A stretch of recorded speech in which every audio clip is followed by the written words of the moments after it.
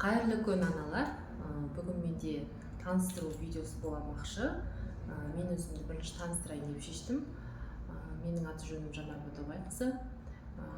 Жалпы негізгі мамандығым дәрігер-эпидемиолог. Бірақ практика саласында жұмыс жасаған жоқпын. Көбіне 10 жылдай мен медакадемияда, медуниверситеттерде сабақ бердім. Оқытушы болып қызмет атқардым.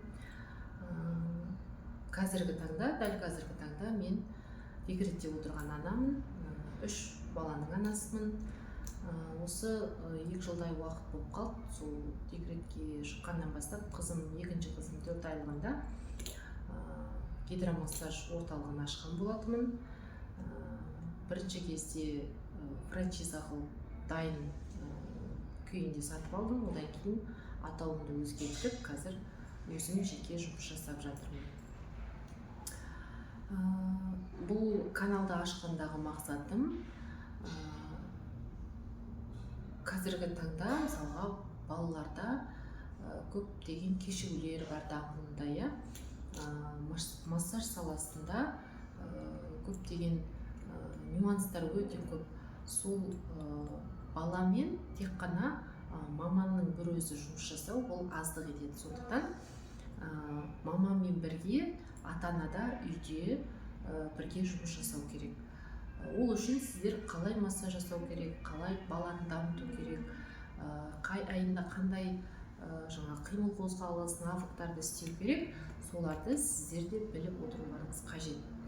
Сол үшін мен осы жерде сіздерге барынша балалардың денсаулығы, балалардың дамуы, балалардың қалай дұрыс массаж жасаған дұрыс, қандай массажды жасамаған дұрыс, қазір күннен күнге мысалға массаж саласы дамып келе жатыр. Тіпті даже сіздерге айтайын, педиатр білмейтін дүниені біздер білеміз.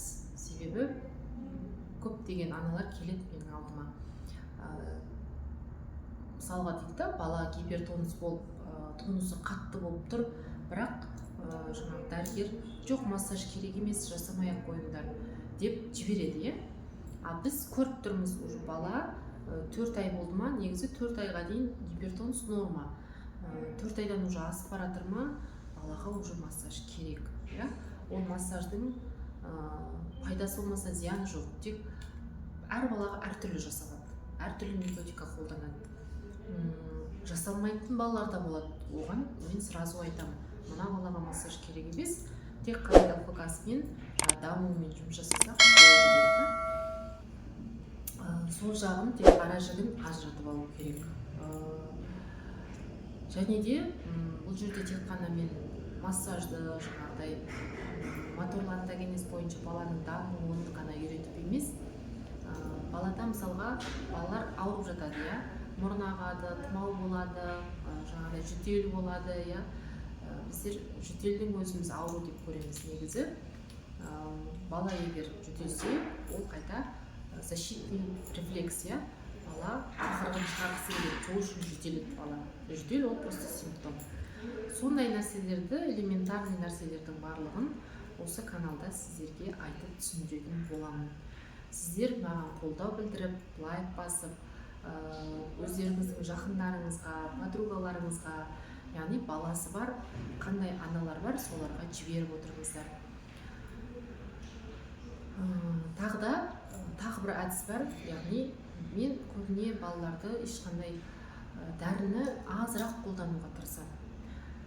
Енді болмай бара жатқан кезде болмаса, ал енді басталып келе жатқан ауруға негізі дәріні бірден беруге болмайды. Себебі баланың иммунитеті әлі өзі қалыптасып үлгермеген.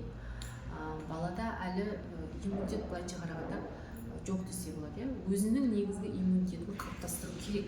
Ал оны қалыптастыру үшін біз не істейміз?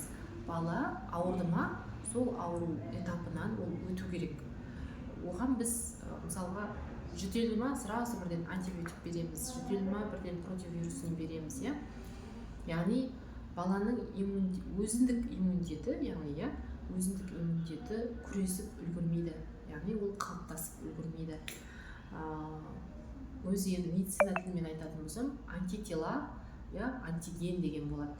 сол антитела мен антиген екеуі бірге жұмыс жасау керек. Яғни ол клеткалар бір-бірімен жұмыс жасай алмаған кезде бізде иммунитет қалыптаспайды былайынша. Ал біз оны антибиотикті береміз да, сол бар өзінің кішкентай ғана енді ғана дамып келе жатқан иммунитетін біз өлтіріп тастаймыз баладағы. Сосын ертеңгі күні айтасыздар, иә, қайтадан 2 аптадан кейін балам қайтадан ауырды деп. Не үшін ауырады? Яғни сіздер иммунитетін өлтіріп тастадыңыздар, оны қайтадан қалыптастыратын сіздер ары қарай пробиотик бермедіңіздер, иә. Оның ішектерінде бәрі иммунитет ішектерінде болады. Ішектерді қайтадан қалпына келтіру үшін, микрофлораларын, иә, қалпына келтіру үшін сіздер 1 ай бойы балаға пробиотик беру керек обязательно. Онсыз балаңыз қайтадан ауыра береді. Сондықтан барынша баланы табиғи түрде емдеуге тырысу керек. Ондай әдістер бар. Соның бірі менің өзімнің үйренгенім бойынша айтамын сіздерге, сучок терапия деп аталады. Міне ол сучок терапияда біздер мынау алақанда және табандағы нүктелерге біздер массаж жасаймыз. Яғни сол нүктелерді табу арқылы сіз өзіңіздің, мысалға балаңыздың ауырып тұрған органдарына сіздер әсер етесіз да, сол әсер ету арқылы бала ешқандай дәрісіз емделе алады. Оған мен өзімнің балаларыма қолданып жүрмін. Осы Instagram парақшамыз бар, ол жақта да мен яғни ешқандай дәрісіз температураны табиғи түрде тек қана алақандағы нүктелерді басу арқылы басуға болатын методиканы шығарып қойған. Оны да қолдансаңыздар болады. Оны да айтатын боламын осы жерде тағы да. Және сосын мынандай шариктер бар. Бұл шариктер яғни алақандағы барлық нүктелерді оятады. Бізде меридиан жүйесі деген бар. Яғни біздің бүткіл организміміз осы меридиандарға байланысты. Яғни қай мысалға мына бас бармақтан басталып қай жаққа дейін жүретінін осы жерде түсіндіріп айтатын боламын. Яғни әрбір органның өзінің меридиан жолы бар. Яғни сол жолды білсек, біздер ауру дегенді білмейтін боламыз. Осы шариктер арқылы негізі қазіргі кезде бала сөйлемейді дейміз, иә. Кешігулері көп, баланың тілі шықпай жатырады, болмаса жаңағыдай энурез болып жатады, балалар анадай қорқақ болып қалады. Тағы не? Кекештеніп қалып жатады балалар, иә. Соның барлығын мынау алақандағы нүктелерді ояту арқылы біздер жұмыс жасай аламыз. Бұның ішінде тағы да мынандай кальциолар бар. Сіздерге көрсетейін. Кальциолар бар. Осындайды негізі сатып алсаңыздар болады. Өздеріңізге үйде балаларға қолданасыздар. Өзіңізге де жақсы. Мына саусақтарға, әрбір саусақтарға былайынан жүргізіп отырасыз. Өте мықтысын алу керек.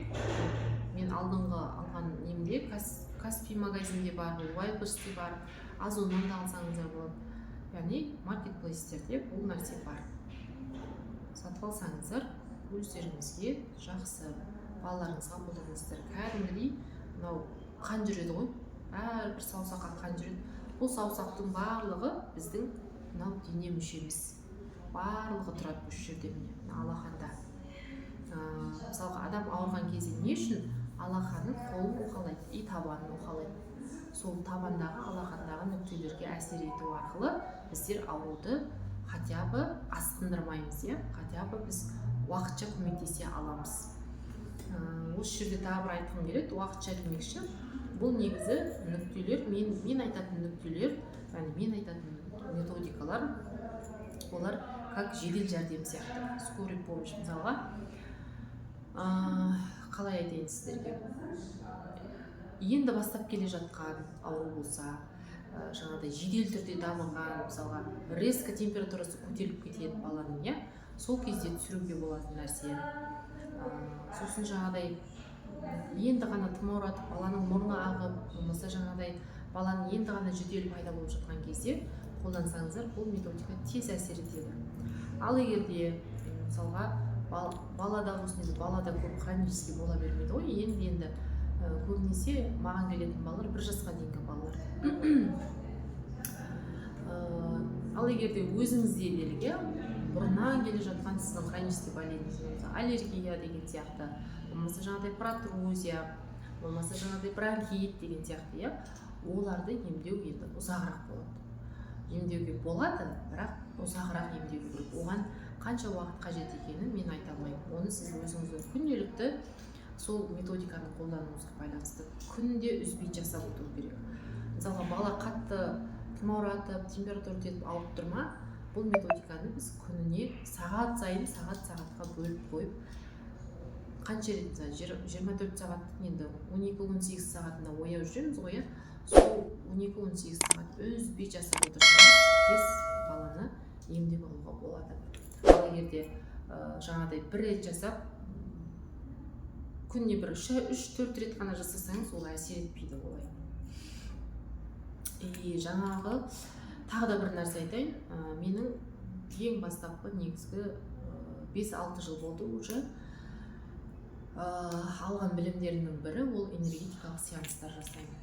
Оны мен балаларға массаж жасап жатқан кезде энергетикалық сеанс ол былайынша көзге көрінбейді, иә, просто алақандар арқылы, жылу жіберу арқылы, иә, баланы ұстау арқылы ол энергетикалық сеанс өзі жүріп отырады. Сол сеанстарды мен қолданамын балаға, яғни бір балаға 1 сағат кетеді. 1 сағат өзім арнаймын, солай өзім бөліп қойғам, себебі жарты сағат 40 минут деген ол аз болады. Әр бала индивидуально, сондықтан әрқашан мен 1 сағат уақытымды бөліп қоям. Сол 1 сағатқа барынша мен баладан нәтиже шығаруға тырысамын. Құдайға шүкір, енді нәтижелер өте көп. Мүлдем нәтиже жоқ деген олай болмайды. Себебі энергетика деген ол қайтымсыз. Оны біз мысалға мен қосамын ба, энергетикалық сеанстарды қосып отырамын. Қосам ба, ол жүріп отырады баланың бойында. Мысалға балалар келеді маған, ұйықтамайды дұрыс, түнде ұйқысы нашар, оянып кете береді, жылауық балалар келеді, жылай береді деп. Сол балаларды енді аналарының отзывтары бар. Тынышталып қалды сіздің массажыңыздан кейін, сізге жаңа келгелі бері жақсы ұйықтайтын болды деген сияқты. Яғни осындай аналардан жылы лебіз естіп отырамын. Ол дегеніңіз, яғни бұл методиканың барлығы жұмыс жасайды деген сөз. Және тағы бір нәрсе айтқым келеді, мен қандай майлар қолданамын, көбінесе мынау Бюкен компаниясының майлар қолданамын. Осы жақсы мынау Санасан деген. Және бір оливковый маслолар бар, кәдімгі домашний оливковый масло болсын, оливковый маслолар негізі ешқандай аллергия тудырмайды. Кейбір кезде болып жатады, енді әр бала индивидуально ғой, кейбір кезде болып жатады, осы Бюкеннен аллергия тудырады арасында, көп емес енді. Ол кезде біздер сразу майды ауыстырып отырамыз. Сондықтан байқау керек просто қалай болады. Мен ең бірінші күні өзімдегі бар маймен жасап көрем. Аллергия тудыра ма, тудырмай ма? Егер тудырмаса, онда сразу мамалары өздері сатып алып келіп жасата береді. Бүгінгі видео осы. Сіздер маған қолдау білдіріп отырсаңыздар, мен көптеген видеоларды түсіруге тырысам. Күнделікті енді бұдан кейін видео салып отыруым керекпін. Тек сіздерден қолдау болса, мені шабыттандырып отырсаңыздар, мен салатын боламын. Егер қандай да бір сұрақтарыңыз болса, комментарийге қалдырып кетіңіздер. Келесі кездескенше сау болыңыздар.